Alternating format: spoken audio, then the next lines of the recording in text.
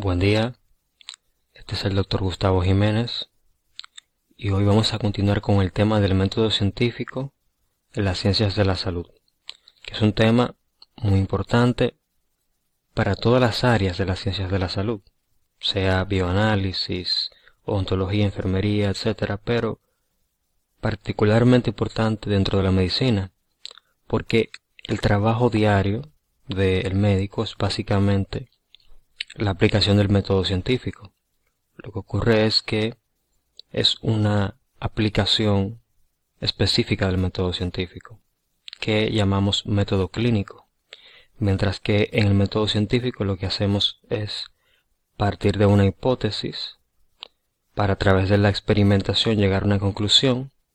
Lo que hace el médico es partir de un diagnóstico presuntivo para a partir de una batería de pruebas complementarias, que puede ser radiografía, análisis, etcétera, así llegar a un diagnóstico definitivo.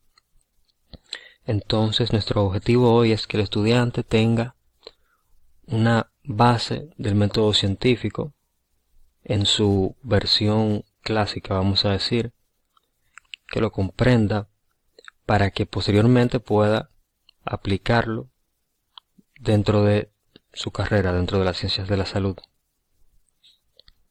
Entonces vamos a hacer primero una introducción. Aquí tienen una visión general del método científico.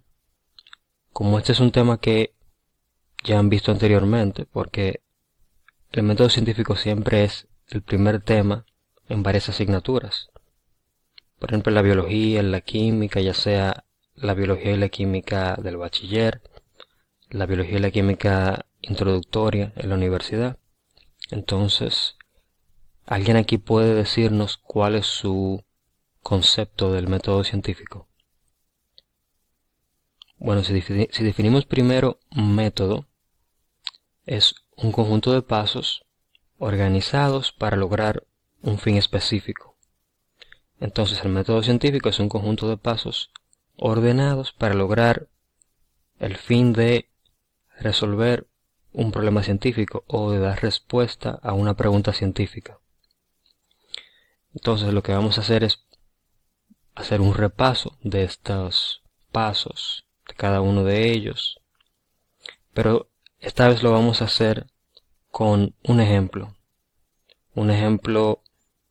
histórico que representa un hito dentro de las ciencias de la salud, descubrimiento que se considera que cambió el curso de la historia de las ciencias de la salud, y vamos a ir viendo paralelamente cómo se fueron aplicando los pasos del método científico para lograr ese objetivo en particular.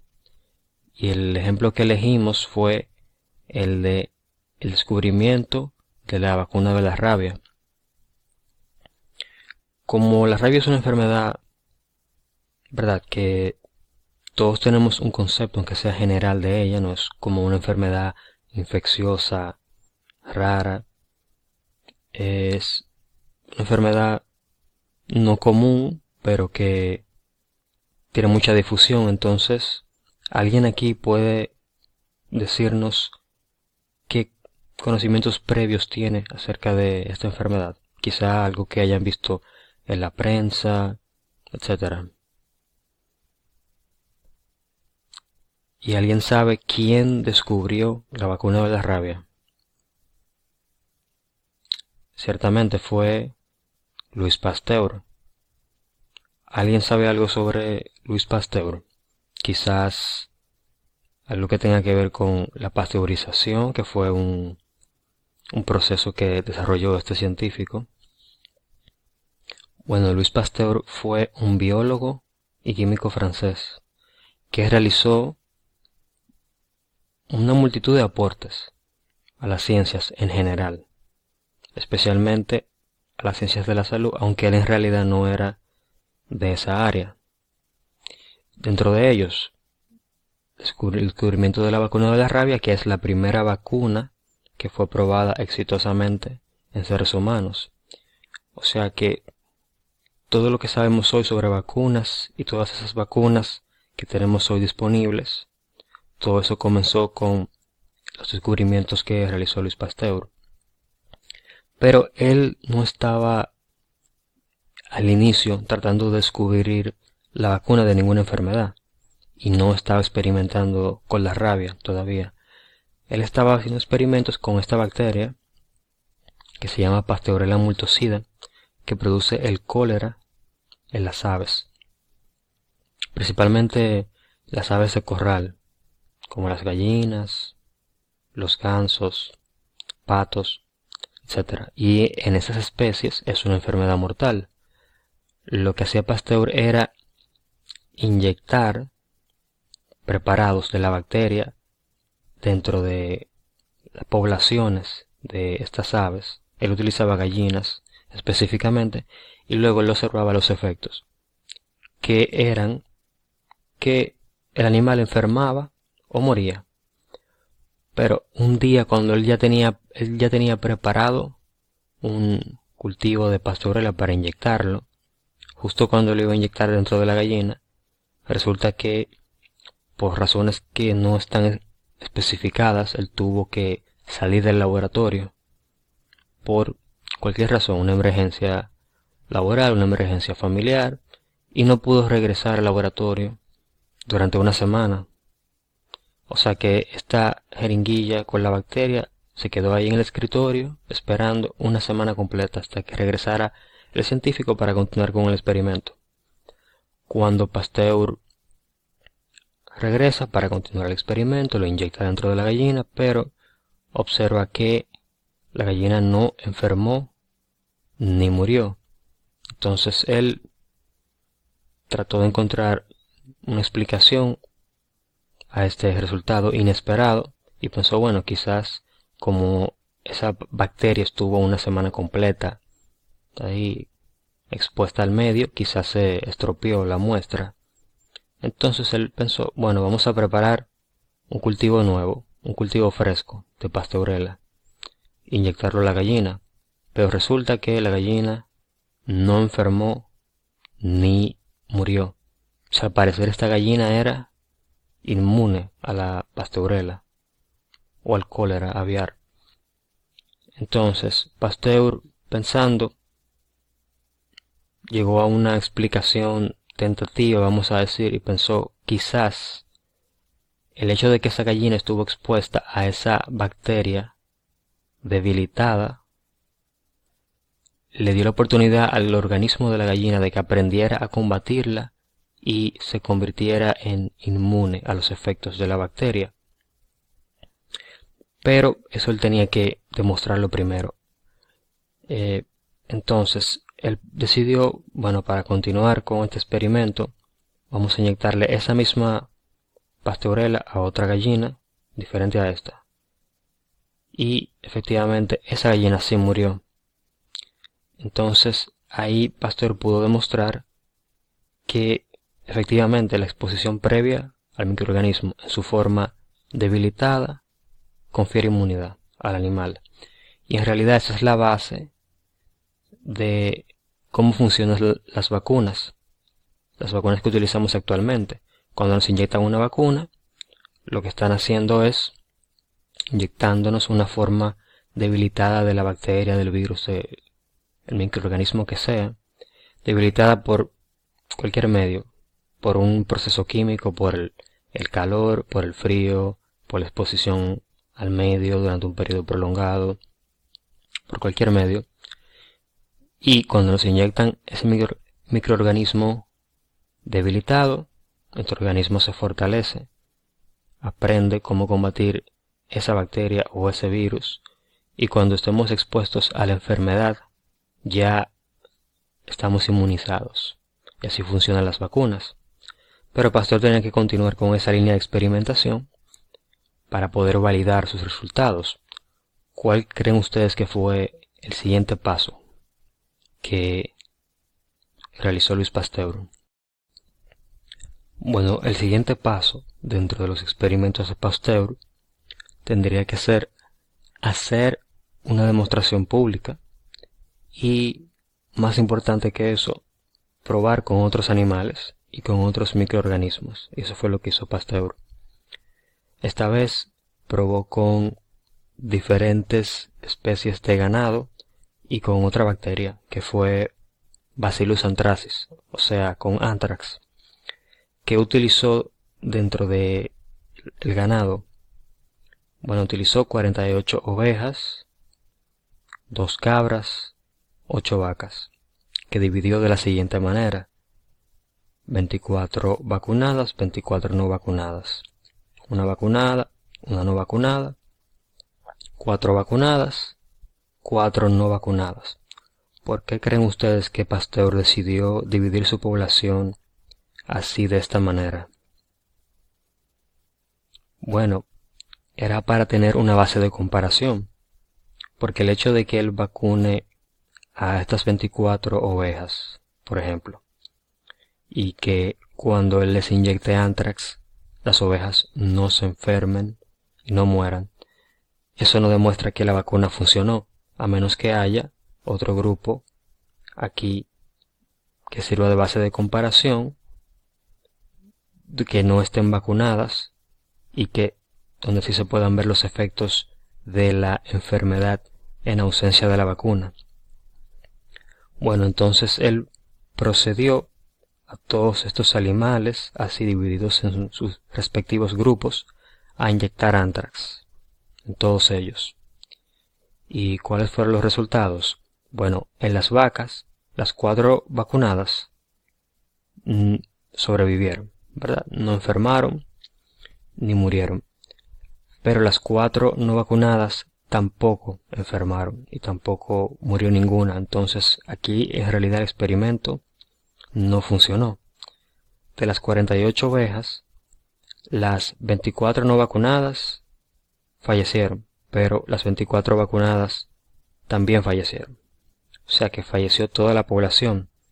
Entonces aquí el experimento no funcionó tampoco. Pero Pasteur no necesitaba en realidad que funcionara en todas las especies. Con que funcionara en un grupo era suficiente para demostrar el principio. Y aquí con las cabras, efectivamente, la cabra vacunada sobrevivió a la enfermedad y la no vacunada falleció. O sea, aquí sí se puede ver claramente el efecto de la vacuna. La cabra vacunada quedó protegida, la no vacunada no estaba protegida, no era inmune, era susceptible a la enfermedad y por eso falleció. O sea que bajo el criterio de esta población, el experimento fue exitoso. Pero ¿por qué creen ustedes que no funcionó en todos los animales, en todas las muestras? Bueno, es porque cada especie tiene una susceptibilidad diferente a una enfermedad. Por ejemplo, la rabia, un perro puede enfermar de rabia, mientras que en un ser humano la rabia es una enfermedad mortal. Y así, cada uno de estos animales tiene una susceptibilidad diferente al anthrax. Quizás las ovejas son muy susceptibles, por eso todas murieron. Las vacas son quizás más resistentes, pero además está el hecho de que sean animales muy diferentes anatómicamente. Por ejemplo, quizás la cantidad de anthrax que se inyectó en estas ovejas fue suficiente para matar toda la población, pero quizás esa misma cantidad en una vaca, que es un animal mucho más grande, más pesado, era una cantidad minúscula y no tuvo ningún efecto en la población. Bien, entonces ya Pasteur ha avanzado bastante con los experimentos, pero falta una última fase, un último paso para terminar el ciclo de la investigación científica y validar sus descubrimientos. ¿Cuál creen ustedes que era ya el paso final para Pasteur? Exacto, hacer la demostración en seres humanos. Pero el problema aquí es que no podemos hacer experimentos con seres humanos de la misma manera en que se pueden hacer experimentos con animales. No podemos tomar personas, inyectarles anthrax y cólera y rabia y ver si se enferman y cuáles se mueren. No sería ético, obviamente. O sea que Pasteur tenía que esperar a que llegara el caso perfecto, la oportunidad perfecta para probar la vacuna. Y llegó en Joseph Meister, que era un niño de 9 años que fue mordido por un perro con rabia. Ahí hay una estatua de Joseph Meister siendo atacado por el perro. Eso está en la entrada del Instituto Pasteur en Francia. El niño fue llevado a recibir atención médica, pero su caso ya se consideraba que no se podía hacer nada por el niño, porque la rabia, como les dije, es una enfermedad que en seres humanos es mortal dentro de la primera semana. 3, 4 o 5 días los pacientes mueren de fallo respiratorio. Pero como él fue llevado tan rápidamente, Joseph todavía se encontraba en lo que llamamos periodo de incubación. O sea, él tenía el virus dentro de su organismo, pero todavía no había comenzado a presentar los síntomas. Entonces él estaba en la ventana perfecta para Pasteur probar la vacuna, porque si él administraba al niño y el niño sobrevivía, perfecto, le salvaron la vida al niño. Si el niño fallecía porque no funcionó la vacuna, entonces, bueno, el niño iba a fallecer de todos modos y se hizo lo que se pudo para tratar de ayudarlo. Entonces Pasteur procedió a probar la vacuna. Aquí tenemos a Pasteur, a Joseph Meister. Este es un asistente de Pasteur. Probaron la vacuna y, por suerte, para todos los implicados, la vacuna funcionó. Joseph Meister creció y se convirtió en un adulto normal, sano, que vivió una vida completa. Todo gracias a Pasteur. Pero esto tiene una importancia que trasciende a lo que pasó con Joseph Meister, porque esta es la primera vacuna que fue probada con éxito en seres humanos. Y hay quienes dicen que este es, si no el descubrimiento científico más importante de la historia, aunque claro, eso siempre va a ser subjetivo, definitivamente uno de los más importantes. ¿En qué argumentos se basan para decir esto? Bueno, que si uno calcula estadísticamente los millones y miles de millones de vidas que han sido salvadas por las vacunas, entonces este es el descubrimiento científico que ha tenido un mayor impacto, tanto dentro de las ciencias de la salud como en la historia de la humanidad en general, si uno lo ve desde el punto de vista de cuántas personas han sido ayudadas por el descubrimiento y que el descubrimiento ha sido algo que ha salvado la vida de un ser humano. Bueno, entonces, como les dije, este es un ejemplo perfecto del método científico, porque Pasteur aplicó cada paso secuencialmente para poder llegar a descubrir la vacuna, y ahora vamos a ver cómo fue que él logró eso. El primer paso, como se ve aquí, es observar, que es captar información a través de los sentidos. ¿Dónde pueden ver ustedes un ejemplo de observación en los experimentos de Pasteur? Bien, cuando él observó que la gallina, cuando se le inyectaba cólera, no enfermaba ni moría, él estaba haciendo ahí una observación importante, que lo llevó a plantearse preguntas, como por ejemplo, ¿por qué esta gallina, a diferencia de las otras, no se enferma cuando se le inyecta el cólera? Y eso te lleva a generar una hipótesis que es una explicación tentativa a lo que estamos observando, que para Pasteur sería, bueno, que la exposición previa a la forma debilitada de la bacteria hizo que esa gallina fuera inmune a la enfermedad. A continuación, Pasteur tenía que conducir un experimento. Antes de volver a Pasteur, les voy a explicar aquí rapidito con este ejemplo, que es un ejemplo muy sencillo, elemental de un experimento, para que comprendan los diferentes componentes de un experimento. Si uno toma como ejemplo este experimento, donde lo que vamos a demostrar es que la cantidad de agua afecta el crecimiento de una planta, Entonces, lo que uno haría sería tomar dos macetas que sean idénticas, o sea, el mismo tamaño, la misma cantidad de tierra, el mismo tipo de tierra, el mismo número de semillas, de la misma especie de semilla, que va a recibir la misma cantidad de abono, de nutrientes, de sol, todo idéntico, excepto por una cosa, que es la que yo estoy evaluando, que es la cantidad de agua. Una va a recibir agua, otra no, y vamos a observar los resultados. En este caso, el grupo experimental sería la maceta que va a recibir la intervención, que en este caso es el agua. El grupo control es otro que no va a recibir la intervención, o sea, no va a recibir agua, y que sirve de base de comparación. La variable independiente es la que el investigador está manipulando, cambiando, que sería entonces la cantidad de agua. Eso es lo que diferencia el grupo experimental del grupo control. Y la variable dependiente es la que depende de la variable independiente.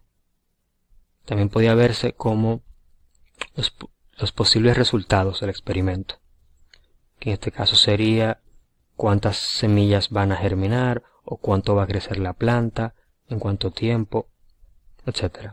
Entonces, habiendo visto esto, en los experimentos de Pasteur, donde ustedes pudieron observar a Pasteur manipulando variables, haciendo grupos diferentes, control experimental. Exacto, en el segundo experimento de Pasteur, cuando él tenía grupos vacunados y no vacunados, uno de esos grupos era el experimental, el otro era el grupo control. En ese caso, la variable independiente, que es lo que es diferente entre los dos grupos, sería la vacuna. Un grupo está vacunado, otro no está vacunado. Y la variable dependiente, que sería los posibles resultados del experimento, sería enfermar, morir o sobrevivir. Serían las variables dependientes. Bueno, luego de que Pasteur realiza su experimento, llega a sus conclusiones, que para él fue que el administrar la forma debilitada o atenuada del organismo va a conferir inmunidad a ese otro organismo. Y luego solamente faltaría reportar resultados. Por ejemplo, ¿dónde vieron ustedes a Pasteur compartiendo resultados? Exacto. Cuando él hizo el segundo experimento como una demostración pública, él estaba reportando los resultados para que fueran evaluados por los otros miembros de la comunidad científica. Bueno, ahora que vimos los pasos del método científico, podemos hacer una conclusión y cierre del tema con estas tres preguntas. ¿Alguien puede responder esta primera pregunta? ¿Cuáles son los pasos del método científico?